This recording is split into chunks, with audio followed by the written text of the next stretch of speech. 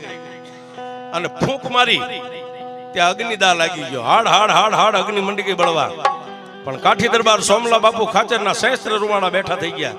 પણ સાહેબ એકવાર આ માથું નમાવીને ડુંગર સામે નજર કરીને એટલું કીધું કે જોજે, મરી જાવ તો એની મને પરવા નથી, પણ જો મને કાંઈ થયું ને તો કાલ દુનિયાની માલિપા જેટલા ભુવાન ભક્તો તારી લોબડિયું ખંભે લઈને રખડે ને એ કાલથી તારી લોબડિયુંના ઘા કરી દેશે. ચામુંડના વિશ્વાસે જીવે ને એને તો ચામુંડા મારી નાખે છે.